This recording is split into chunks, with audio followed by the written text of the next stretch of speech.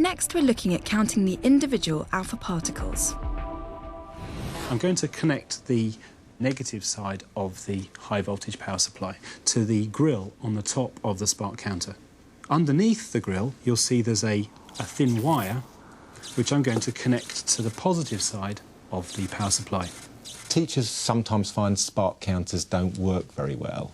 The main cause of problems seems to be dust. We recommend the spark counters are kept in plastic bags to avoid build-up of dust. As I increase the voltage, in the end I will get a spark between the mesh at the top and the wire underneath. If I reduce the voltage down from that though, I want the point where it's just stopped sparking. When I introduce the radioactive source, which is producing alpha particles, when one of those alpha particles fires through the gap between the mesh and the wire, it causes a spark.